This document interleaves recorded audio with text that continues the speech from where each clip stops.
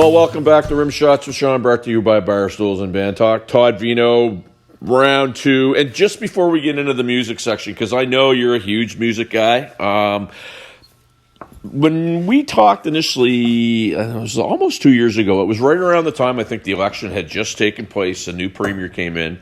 And I remember myself expressing a lot of optimism about some of the things that he said and some of the things that he was doing.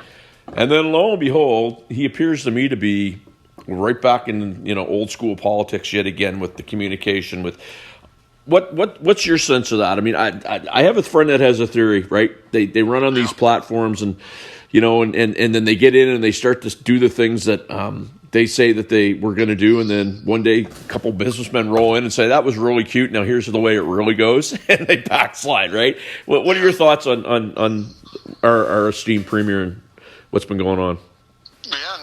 Listen, I can tell you right now, I dealt with Stephen McNeil, and we dealt with Stephen McNeil prior to me, and Stephen McNeil was much more available to us. I found that Stephen McNeil was I don't know, Tim Houston is evasive in many ways. I find that Tim Houston has a thinner skin in many ways. And he's definitely backtracked. He backtracked when it came. You remember rent control? Yep. At one time, he completely disagreed with rent control. Said rent control doesn't work. Of course, he changed on that. The vaccination situation. He talked out of both sides of his mouth with vaccines. We still have healthcare workers who can't come back to work who are unvaccinated. We're one of the only, if not the only jurisdiction in Canada that will not allow unvaccinated healthcare workers back into our hospitals. And perhaps it's we're not the only, but we're one of maybe a couple. And he will not give a solid answer as to why that is. He had a challenge with Elizabeth Smith McCrossan, who was his former MLA under the Progressive Conservative tent, and he kicked her out of caucus for reasons that I didn't think were good enough when she was during the campaign. And she of course was the one who brought to light this death of this woman in the emergency room, and the family is now suing the health authority over all of this, and I think rightfully so. But he tried to shut all of that down with a lawyer, sending her a terse email suggesting she was breaking privacy law. So I think Tim Houston is definitely, there's a lot of question marks there about what type of premier that he is, and not as advertised, I would suggest. Well, and I mean, I've met him a couple times. I've known Mike Savage for years just through hockey and stuff. And, when they kind of looked like they were going to cut the arts funding, and then they, decided to keep it and add another $125K. And he, God love Mike if you know him. I don't perceive, what do you say? I don't perceive to understand it all the time, but I know it's important. And that's a Mike Savage answer to a T. But, if you watch the World Juniors and, the tickets going at, sometimes $3,000 for the final. And then, at the end of it, there's Mayor Mike and our premier down there at center ice, laughing it up and, high-fiving and stuff. It's just a little disconcerting when you get people that are, got real problems and, those guys are kind of having a fun night out. You know what I'm saying? Yeah, it's true. It's true, yeah. And look, all that said, we all know it's a difficult job. And I say this over and over, but it's a job that they want. It's a job they signed up for. There's a lot of perks to it. They enjoy the prestige. They enjoy the power. You wouldn't be doing it if you didn't. And they're always going to be open targets, and they're going to be open to be criticized. But yeah, Tim Houston, I know that he's upset a lot of people in the business community that felt that he were going to govern in a certain way, and he has not. There have been a few examples of that. So yeah, I don't know. I think this healthcare thing might really be a real challenge for him because the election cycles are short. Before you know it, man, we're going to be in election mode. That'll be like within a year and a half, 2 years, you're going to start to see that ramp up. And if the numbers continue to go in the wrong direction with healthcare, he could be in trouble. He truly could be in trouble. No question. Well, you know what? I think we agreed that we're not going to solve that today. So I'm going to hit you with another topic. So last week they announced that Guns N' Roses was playing Moncton, and I had a bunch of people that were like, why not Halifax? So, well, we covered that in the last segment. But you're already seeing now that tickets are hitting the reseller market. So you go through the Ticketmaster, whatever the heck you want to call it, in Live Nation, where people feel they're getting gouged. And now some of those tickets that were already bought are now hitting the reseller market. And it appears to be causing issues with the actual show itself and the numbers. You have any thoughts on that? There's, a lot of people get so upset with this thing. And to me, it's about choices, right? Go or don't go. It's your choice. Yeah, that's true. I mean, Price is Right. I would agree with that, but it's a shame how this is going. I take it prices are absolutely stupid now. The last show that I went to was James Taylor and Jackson Brown, because that was just a show that I wanted to see. These are two massive icons for me. And I went alone, and I paid $150 or something to sit 5 or 6 rows back, right on the floor, center stage. And I hadn't had a ticket like that. That was what I wanted. But I managed to get the ticket online and through the regular channels. The idea that I heard, I don't know, these other prices are just ridiculous. How much people are paying? It's Shania Twain. I think the tickets are, we're talking thousands of dollars. Well, you talked about tickets to the World Juniors. Yep.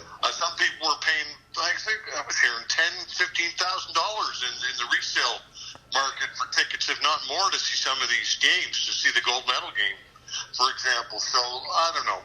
Personally, Guns N' Roses, I wouldn't go see anyway. And if you're, no offense to Guns N' Roses fans, I just don't know what actual Rose has got left in the vocals, but I know he's iconic. Listen, I guess if people want to pay the money, then they'll pay the money. And if they're paying it, then capitalism's alive at work, and you'll always see people capitalize on those who are willing to pony up the cash. Well, that's it. And it's funny. I had a post that I think it was just before the end of last week. I had somebody, seriously, they bent my ear for 20 minutes complaining about the cost of the tickets, having to get a hotel, the cost of gas, food, but they paid it. And in the next breath, they were hitting me up for to be left on the guest list at my next show, right? So it's kind of like, yeah. So, and that's what you're going to get. Okay, so you mentioned James Taylor, and I know, like, I've seen some things that you posted. I know kind of the slant that your musical tastes run. But have you picked up anything in the last little bit, music wise, that you might want to share with us? That somebody might go, wow, Todd Veinotte grabbed that. That's an interesting question that you might ask that.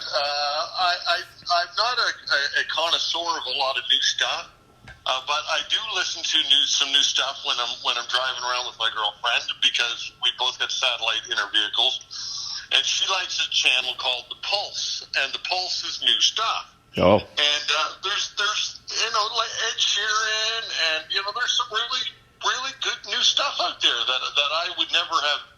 I thought would be the case, So I'm kind of giving new pop music, a bit of a redo. Some of it is really overprogrammed and overproduced and all of that, but man, a lot of it's good. Like you got Bruno Mars, and Bruno Mars isn't exactly brand new by any stretch, but Miley Cyrus is pretty friggin' good. She's got a great vocal. Taylor Swift. So I would say that if people have satellite radio and you're rockheads and you're used to listen to the classic stuff and the bridge and some of those channels that I've worn out, give the Pulse a try or something like that, and just start to listen to it, like again an Ed Sheeran or some of these other artists, because I think there's a little bit of a renaissance of music. It seems to me that we've gotten away from that really bad, even like a Rihanna. I mean, Rihanna's not bad. Like, some of that stuff's pretty good. Yeah. I'm just trying to be open-minded, Sean. What do you think of that? No, absolutely. Well, yeah, you're always open-minded. You might be a little cranky sometimes, but you're always open-minded. And I mean, to your point, I mean, like, I'm a 38, 39 Aussies Boneyard Hair Nation guy but I dialed her down to 311, which was yacht rock, and I was loving it until it was like Summer Breeze by Seals and Crofts 5 times a day. I can't take this anymore. But I do like where you're going with that, because I found, I don't know, like the tail end of that kind of Nirvana, Pearl Jam, just everybody started sounding like Eddie Vedder to me. Like, music to me was just, I'm successful and I hate my life. So I kind of went back to older school stuff, but I think there's some new stuff coming out now that, El King has got a couple of really cool songs that, and some of the female artists are just like lights out. I mean, they're talented and you know what I mean? So it's great. Yeah, Lady Gaga is amazing. Like Lady Gaga is absolutely amazing. I don't know if people, of course people will get that, but Lady Gaga, and she's again a little bit of the old guard now of what I call new music is sometimes John Cougar. Right. Well, and I mean, you know what? I like Pink. All right. So here's the thing I like about Pink. Exactly. She's talented as you all get out. And if you looked at her the wrong way, she could kick your and my ass at the same time. Like she's just tough as nails, right? I mean, she's from Philly, and I think she's just, she breathes air into the business when I think it needed to happen, which is great. Yep. So we've been trying to jam. That's going to happen. I mean, I know there was COVID, there was all this stuff. We get a great jam spot now. We're going to make that happen. But what are you slinging for axes now? Oh man, I play acoustic and bass and electric. But I bought myself a really old guitar. This is it's like a 1974, and it's I can't even remember, but to me it's a handcrafted guitar, and it's like I said, it's quite rare, and I even forget the name of it from time to time. So I'm trying to look inside it right now to see what it is, and anyway, it's a Flint Hills Mossman guitar. I believe it's a Mossman, but it was owned by Joel Plaskett. Oh, wow. Joel Plaskett played this guitar, and I bought it over at the pawn shop in Dartmouth, and it's the nicest sounding acoustic guitar I've ever played. It reminds me, it's a dreadnought type style, but it's really got a Gibson type, a serious Gibson sound. So that's my acoustic that I've absolutely fallen in love with. It's just handcrafted and gorgeous. I've still got my Gibson SG, 74 SG, which I love. I got my Telecaster. I play a Yamaha bass, which is the only bass kind of that I'll play now because it's got such versatility. And it's just a great bass. I used to be a Fender Jazz guy, but I've switched to the Yamaha. I find Yamaha builds a pretty good bass. So nice, those are pretty much my go-to. That's my go-to gear right now. I'll let you in. Well, it's not a huge secret, but myself and a good buddy of mine, Dion Macbeth, we were out on the holiday last Monday, and we were just kind of driving around, and we happened on Guitar Central out in Dutch Village Road. And so we go in there, and I mean, it's all Chinese stuff, right? And it's like, but some beautiful guitars. And Dion grabbed this hollow body Telecaster, and he actually set it up, and he put it through a Music Man amp, and the stinking thing sounded like you wouldn't believe at a fraction of the cost. So check that place out because you might find some things in there that you. Where is it again? It's on Dutch Village Road. Yeah, what's it called? Guitar Central.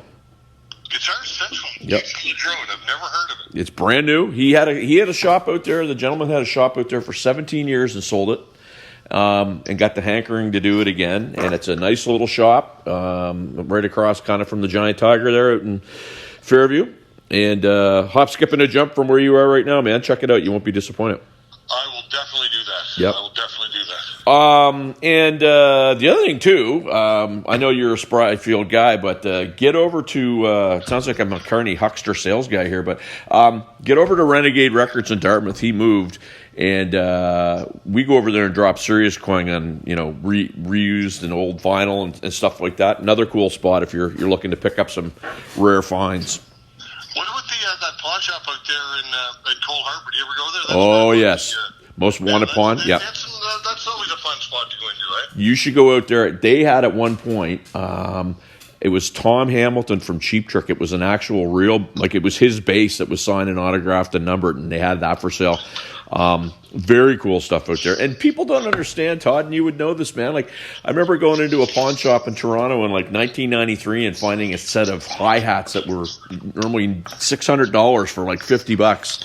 Exactly. There's some finds in there, right?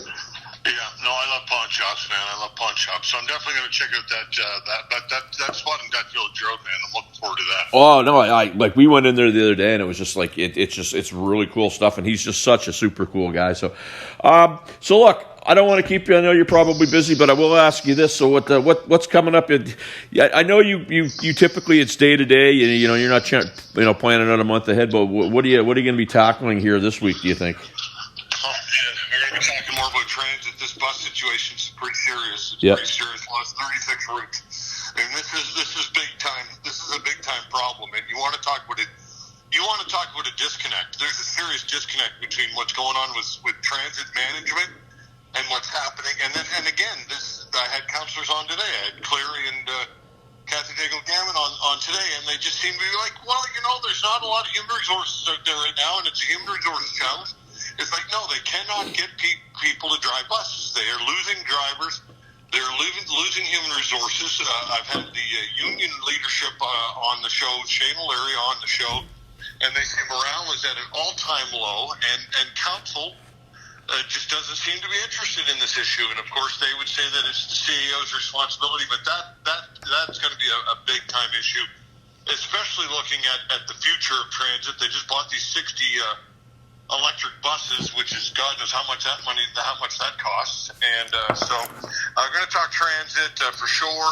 And federally, I think we're going to be looking at China's involvement potentially in the election. This seems to be getting a little more traction. That's no longer just Pierre Poilievre and the Conservative Party kind of squawking about that. We're seeing a growing chorus of even nonpartisan people, even Gerald Butts, a former confidant of Trudeau, is now suggesting that a full public inquiry is needed in order to look into political interference with China. So, and healthcare, man, that'll always come up. So those are a few things that'll be happening, and God knows what else between now and Friday. Well, and I guess in a way you got to wake up every morning and just slap your knees at some of these guys. Just do what they do, so that you have that subject matter every day, right? It's good business for me. Sometimes I'm driving in and I'll be hearing some things. I'll be like, "Yep, that's going to get the phones rocking," and that's at the end of the day, that's a good thing. That's good for my business.